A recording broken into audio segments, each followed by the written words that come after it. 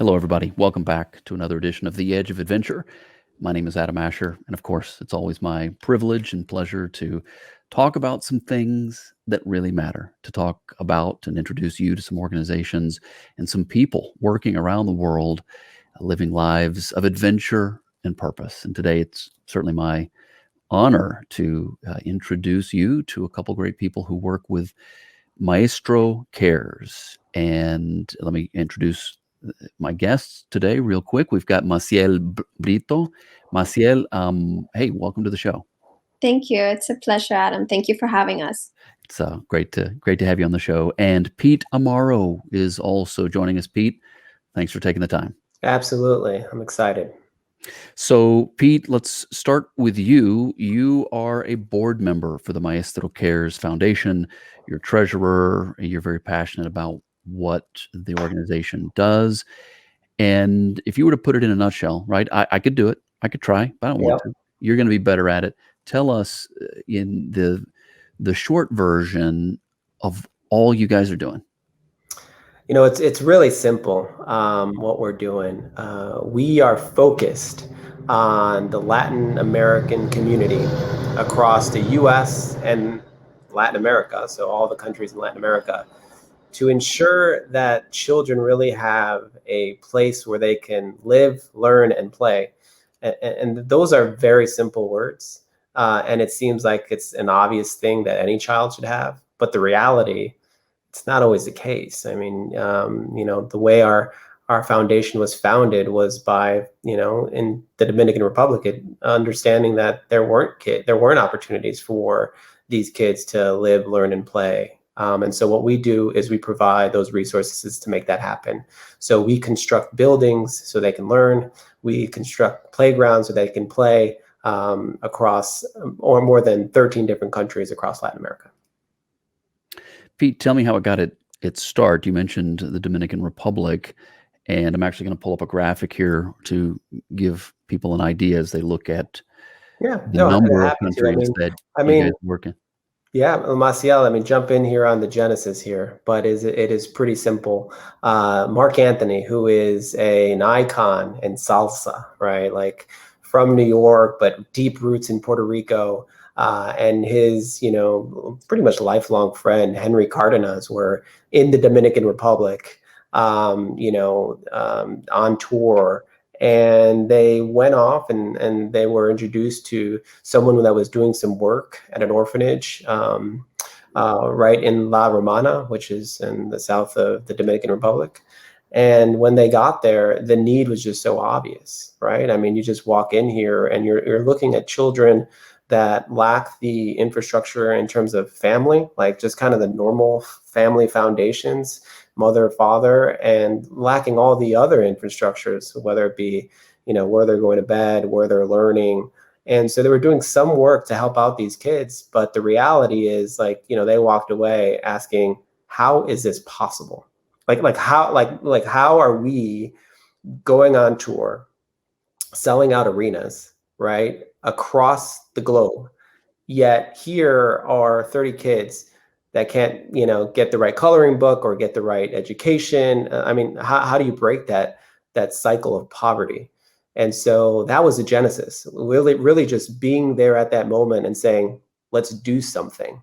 That something ended up being Maestro Cares and has been replicated across, 22 different projects doing the same thing in the US as well as Latin America. This is The Edge of Adventure. My name is Adam Asher. My guests today, Peter Amaro and Massiel Brito, both joining us from Maestro Cares. And Massiel, I'm going to ask you the following question. Yeah. For our audience, right, that maybe speaks English, isn't familiar with Spanish, what is the significance of the word maestro? So, very good question, Adam. Maestro in Spanish means teacher or professor, somebody who teaches you. And I think that goes very well also, not just tied with our mission of, making sure that children are educated and provided for and cared for and loved, but also it's one of Marc's nicknames, let's say, in the music world. He's called the Maestro of Salsa. And so we thought, it's like, it's a way of us saying like, okay, we as teachers, we as, adults who can teach children and guide children, we care. And so that's kind of like where the name Maestro Cares comes from. Let me ask you too, Massiel, regarding where all this started. Tell me the overview or the short version of the story, because I'm sure it's so rich and so full of Zaidi Cardenas, because I was reading about kind of where, her heart and where it started. Connect the dots for us, Zaidi Cardenas and Henry. Of course. So it is true. It definitely, this has been a family affair from the beginning. Saidi, our current executive director, as they were, in the Dominican Republic on tours, she visited this orphanage. She was the one who brought in her father and Marc, and to see, right, this orphanage, and to see these kids and to see the conditions. She speaks about it, and she'll tell you she went to this orphanage, and it really was just like a garage, I want to say. And in there you had over 20 children, and her and her family went and got some toys, balls and whatnot for the kids. And she says that she can't believe it, when they came back with the toys, that they would, play with the toys, and they would be like bouncing the balls, and they were like right there. They had so little space to really have like a playtime, but also have a place to be, like educated, and a place to, like a place for everything, right? How we have in our homes, I think we take for granted having these different spaces. And so when you live in basically one room with over 20 children, and there you have to do everything, you sleep, you study, you play, it was very difficult for her. And so she knew from the very beginning she had to bring her father, Mr. Cardenas, and bring Marc to really, see how they can go and really help out these kids one way or another. Like, what was it that they could do that would help them to get more space, and to get things that maybe resources that they didn't have access to before. And from there, I mean, once Marc and Mr. Cardenas went, they knew they had to do something. And so they did a concert, and all the proceeds of that concert were specifically to build these children a decent home where they can have all the spaces for them, like a kitchen, a dining room for them to eat, study rooms for them to study after school, rooms for them to sleep, bathrooms for each one, and a room to play. So that's kind of where it all started. And I think that going from that, idea of building safe and loving environments for children to either live, learn, or play, that really just resonates throughout all of our different projects. They're not all orphanages, but they still are safe places where children can grow and have the development that they deserve. That's the voice of Massiel Brito joining us from Maestro Cares on today's edition of The Edge of Adventure.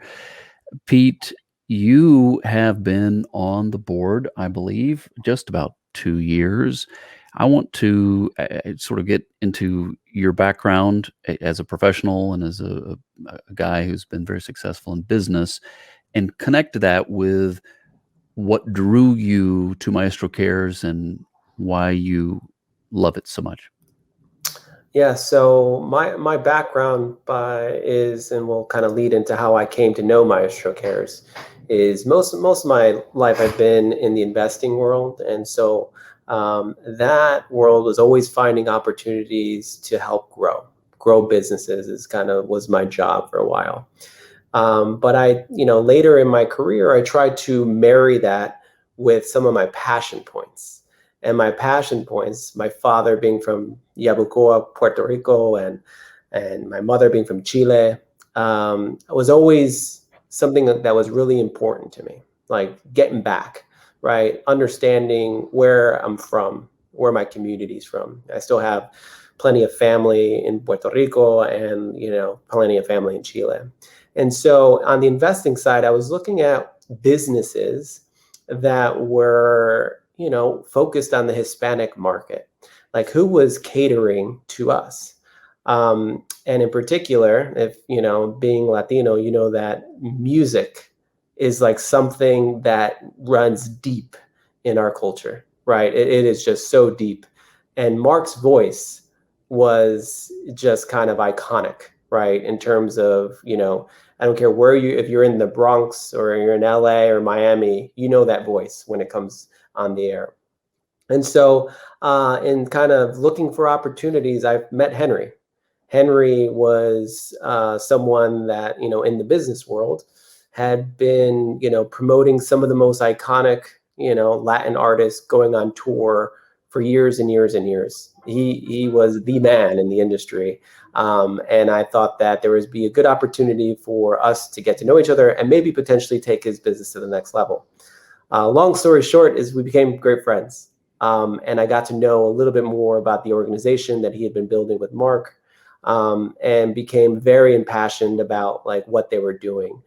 There weren't not a lot of organizations that were based here in the States that were giving to Latin America in the way that they were, in a very big way.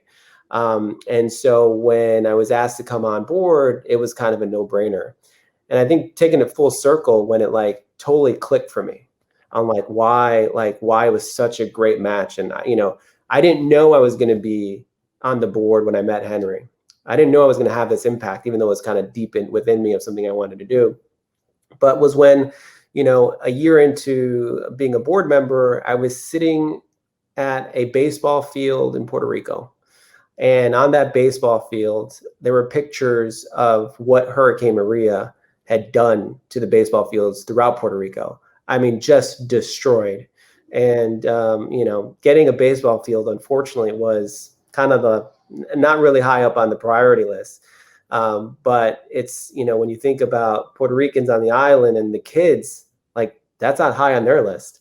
And so getting on the field was so incredibly important. And so we were sitting on that field, and that field was completed. It was back to normal.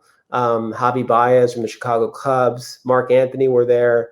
And more importantly, there were, 40 kids who all had their uniforms on and were just so happy that they were able to have a place to play ball, right? I mean, it's so simple, but some of this stuff just sometimes gets ignored or overlooked when you're in a situation like Puerto Rico is at times. And so that's when it finally clicked for me. The work that I'd been doing in the business world that led me to, meet Henry was finally coming full circle and making a big impact in the community was where my father's from. That is was probably one of the most powerful things for me coming out of this. And currently, you're busy at Luminary Media, right? That's you're the co-founder and CFO over there. What do you guys do there? So Luminary Media is in the podcasting business. So it's what we're doing now. And so Luminary Media is a subscription podcasting business that was started in 2018, which was trying to bring a kind of an alternative model to podcasting when we started the business. Prior to Luminary Media, I was kind of serving as an executive over at How Stuff Works, which is another podcasting platform. And one of the things that we realized was that there were a lot of great shows, a lot of great stories that were not being told simply because it was tough. It was tough to make, the economics of making a podcast make sense.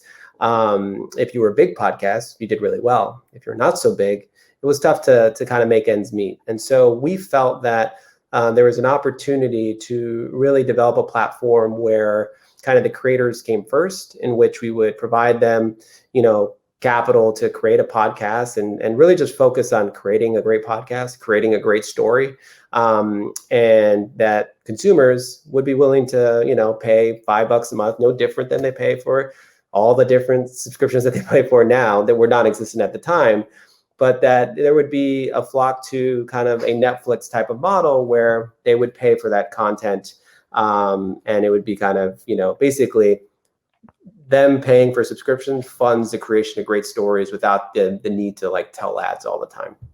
And so we've been doing that for 3 years, and we're still in it. I mean, podcasting has obviously grown into an industry that is very different than it was 3 years ago, let alone 10 years ago.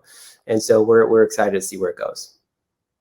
I think I'm going to start a podcast. You've inspired I think you should. I think I'm going to do it. You're on to something. I'm going to do it this time. Great to have both of you guys on the show today. And that is the voice of Pete Amaro. He is a board member, also the treasurer for Maestro Cares, and also on the line today is Massiel Brito, and she works in development. And I know she has many different jobs. I could tell that by talking with her. So I'm going to, I'm not trying to put you on the spot here, but I'm going to go to Massiel and ask you a question that I promise you my listeners and viewers have, right? Maybe it's an easy question for you, but they're going to want to know. They're going to want to know what Marc Anthony is like.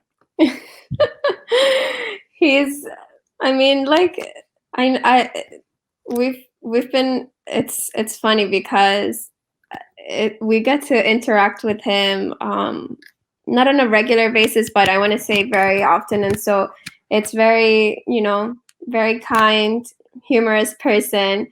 I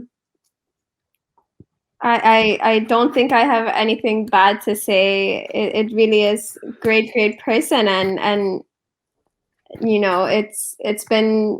we've been very, very fortunate to be able to work so close with him and really, take advantage and benefit from his, how good of a kind person he is and do amazing things, with the foundation. Well, I can only imagine how demanding his life has been. I mean, to build the career that he has as a musician, performer, actor, and all the different things he's done. So obviously he's a well-known guy, and it's inspiring, right, to see someone like that make the decision to use a part of what they've been given or what they've earned even, and to use it for something good. And, I see that in him. I see that in both of you guys, and I greatly appreciate it. So thanks again for joining me today, and thanks for what you guys do for Maestro Cares. So again, I want to make sure that those that are joining us today fully grasp all that you guys do, because like you've said, it's not just orphanages, it's not just schools, it's a wide variety of projects, but it covers, and you guys saw the map. If you were looking at the video version, you saw the map earlier. It is just a tremendous portion of Latin America and Spanish-speaking America, including the U.S. So make sure, though, I'm going to kick it now to Pete. The projects, I mean, what is the common thread that makes it a good candidate for? Yeah, that's a project Maestro Cares should undertake. Yeah, I mean, it's funny you ask, because we've been we've done a tremendous amount of work over the last 10 years. As we think about the next 10 years, we've kind of done some self-awareness checking about where we want to go next. And I think what has historically been a Maestro Cares project, if you will, has been certainly brick and mortar. So if you are a nonprofit organization and your dream is to build a building that serves children in terms of Latin America by offering them a space to live, learn, and play, that's a Maestro Cares project. We have typically done that in Latin American countries, just given the need and kind of where we were, identifying opportunities. Today, we've expanded that. And so it's not just brick and mortars. So when COVID hit, we were involved with World Central Kitchen and Jose Andres in the Bronx, helping them, making sure that families were being fed appropriately. And so we've kind of expanded to be where the need is, regardless of brick and mortar. Now, brick and mortar will always be part of our soul, but I think we want to make sure that we're helpful to the Latino community at large. The second thing I'd say in terms of like where we're going is we're going to be more focused right here at home. So the organization is based in Chicago. That's where I'm based. And the reality is we just did our inaugural first Chicago project. Smells and feels very much like the other projects that we've done across Latin America, but we're going to be doing more of that. Because the reality is that there is a large Latinx community right here at home that, you know, has the same challenges as Latin America. And so I think we want to be a part of the solution. So you'll see, you know, projects that go up, buildings and schools and community centers that go up in Houston and New York and Chicago and Miami. And that's kind of like the future of where we're going. But just to put it in a nutshell, it has to provide a safe space for kids to become the leaders that we know that they can be. And we know that the recipe for that is pretty simple. They need to be able to sleep and have a home and a bed. We know that they need to learn. I mean, any kid wants to learn if you give them the chance. And they need a place to play because, you know, they're kids and they should be playing. But that's not always the case, you know, as you think about inner cities and the like. And so we'll continue to do that. But that's the recipe for the like perfect Maestro Cares project. That's Pete Amaro, treasurer and board member at Maestro Cares.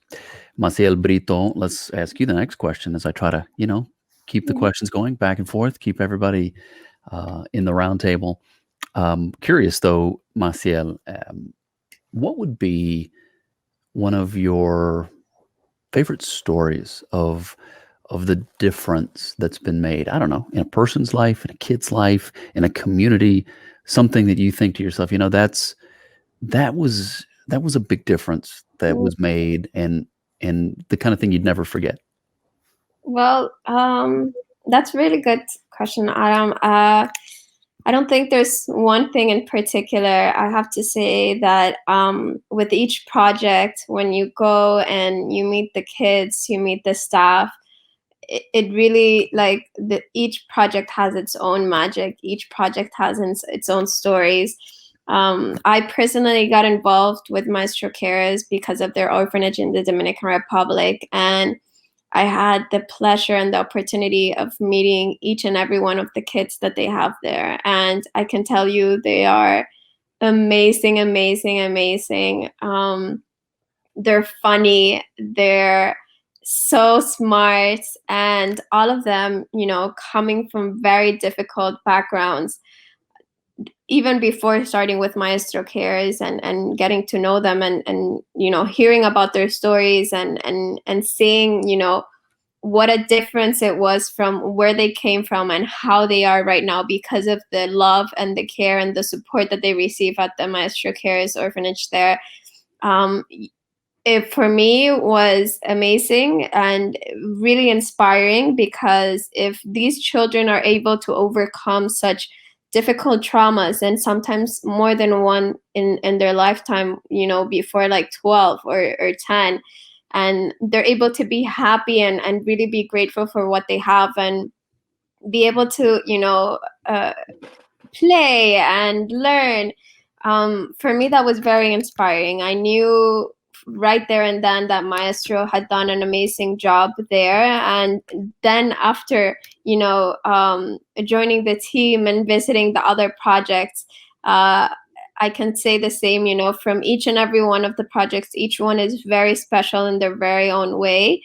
And each one has, you know, unique children that really just steal your heart and stay forever in your mind and in your heart. They all are amazing. I think that the most recent one that I can say, you know, it's maybe one project in Cali, Colombia. It's with a project Azodis Valle. We went, and it's this person who has, you know, several disabilities, and he was even a CNN hero. And even like this, he went and got an education when so many different people, even doctors, told him that he wasn't going to live until certain age, and he wasn't going to be able to do much. He has lived a life like every other ordinary human being. He went, got an education, and now he's giving back to the community. He is providing a rehabilitation center, an educational center, and a vocational center for children with disabilities, which in his town it's a very, very high percentage of children and young people.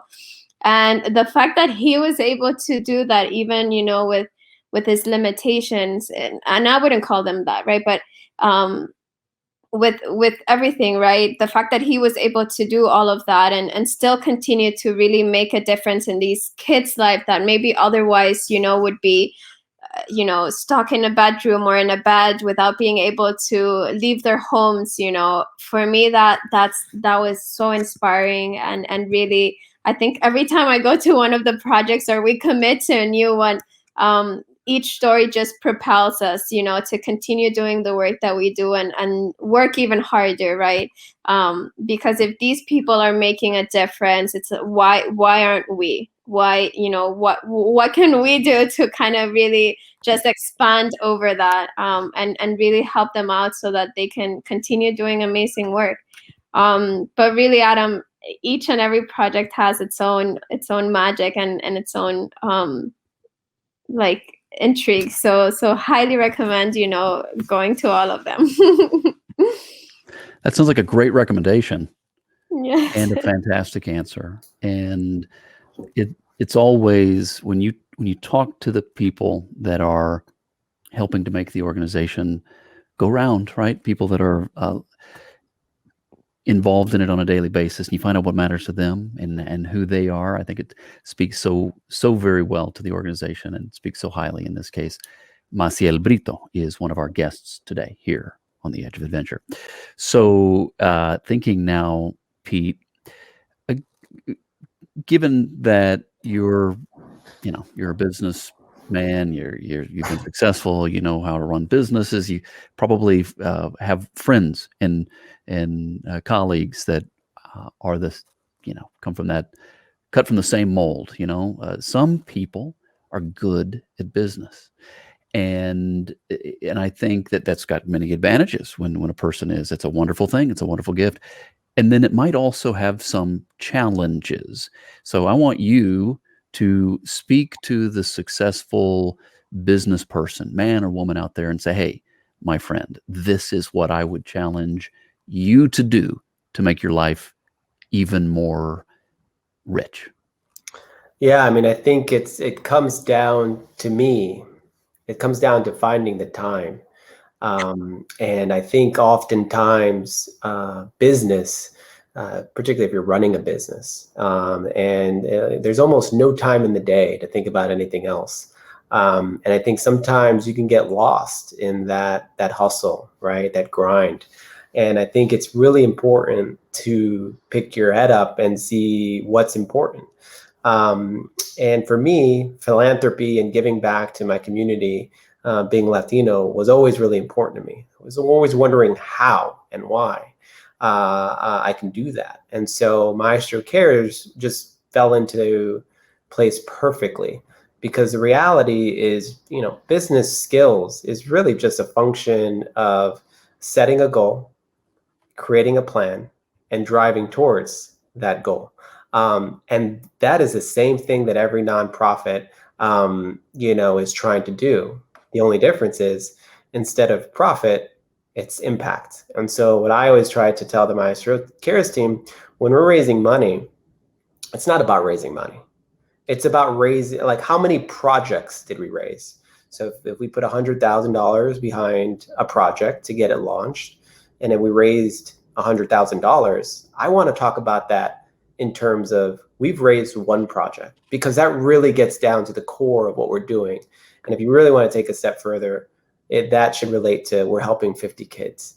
And that's kind of, where business can meet kind of philanthropy. And that's been so meaningful to me and my life, where it's about being on that baseball field where it all comes together and getting that, like, it's just a different source of joy. And if philanthropy is important to anyone, as I hope it is, I think everyone has, soft spot in their hearts for something. Figuring out what that is and using the skills in business to help those nonprofits that are putting their lives in front of these issues, like, that's so valuable. And so I would just encourage everyone to explore that, because sometimes it's tough to make that connection of, I'm a business person. What do I have any right kind of being in that space? And there's a lot of things you can do to help, whether it be fundraising or help driving decisions. It's a lot of what I've taken a lot of joy in. Massiel, now as we move now toward the end of the program, wrapping things up here shortly. And again, I appreciate your time. And I know you guys are busy with all sorts of projects, and it's just wonderful to get to know a little more personally and directly the heart and the passion behind the projects that Maestro Cares undertakes, and you guys do it so faithfully. Massiel, what does this audience need to hear? What's your challenge to the people that listen to these podcasts and watch these podcasts, and they what do they need to hear today from somebody inside Maestro Cares?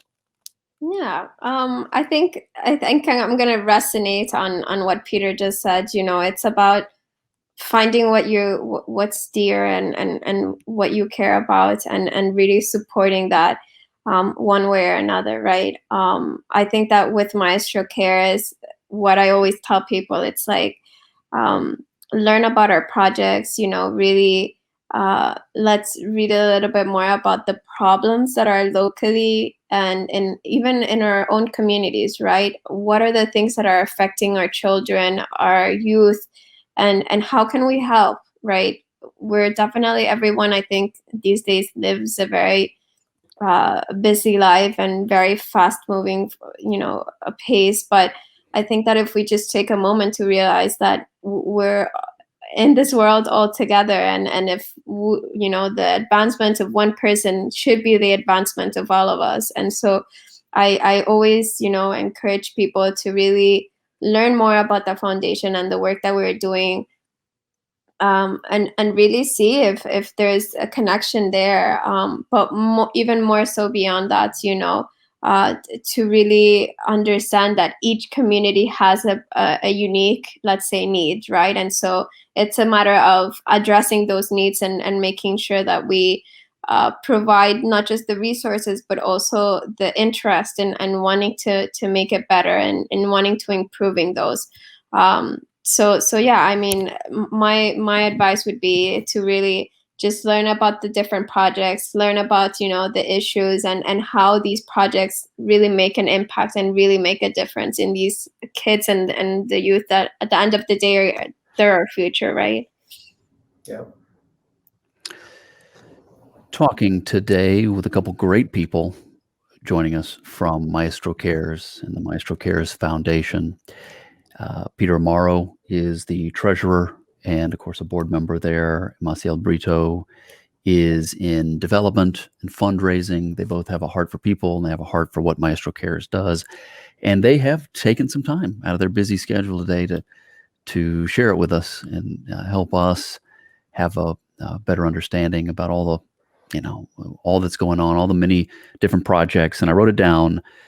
The thing that ties it together is it helps these disadvantaged kids have a safe place, and also so they can live, study, and play. How did I do? Am I close? I think we did a good job, because you nailed it. You did. You got it. You did. Okay, it's awesome. It's a great thing. And I certainly look forward to having the friends and followers of the Edge of Adventure check in with you guys. They know I do this all the time. I say, look, do not, if nothing else, just reach out to Maestro Cares and let them know you appreciate what they're doing. You find it fascinating. You appreciate their heart, and send them a message. And probably the best place to start, I'll pull up the website on the screen, is maestrocares.org. Now you're going to find them all across social media. You can find the links there on the website, and you can connect with them from the website as well, maestrocares.org. And for those listening to the audio version, Maestro is spelled Maestro, maestrocares.org. All right, you guys are awesome. Did I miss anything? Anything else we need to cover before we No, get back to huge thanks to you and your audience. Listen, I mean, I wanted to say thank you because you're helping tell our story. And if it just reaches one person, this 30 minutes, 35 minutes will be all worth it. Well, I have an amazing audience, and I'm not going to credit myself for that. I'm going to these people are the one, my friends and followers. They care about what's happening in the world, and they care about the kids like you guys are helping. So I know they've enjoyed this interview. I know they'll reach out to you, and we got to help each other. That way we can help those kids. And Maestro Cares, the Maestro Cares Foundation, they've been our focus today here on the Edge of Adventure. Fantastic conversation, great organization, great people, and we'll be in touch. I think it'd be awesome to get to see the work firsthand at some point in the near future. So thanks for letting me have this opportunity. It's a great story to get to help to tell. Great. Thank you, Adam. Really appreciate you. And thank you all for joining us for another edition of The Edge of Adventure. We'll see you next time. God bless you all, and thank you.